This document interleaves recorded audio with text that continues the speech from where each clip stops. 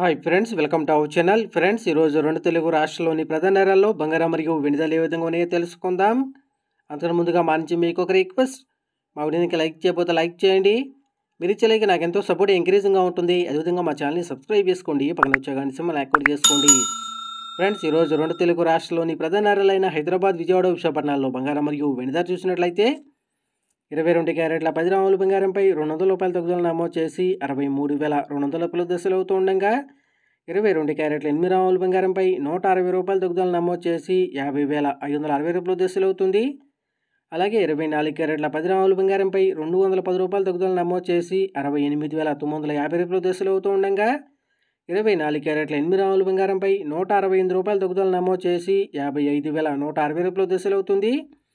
అలాగే 1 కేజీ వెండిపై ₹500 తగ్గుదల నమోదు చేసి 89,000 దశలు అవుతుంది. ఫ్రెండ్స్.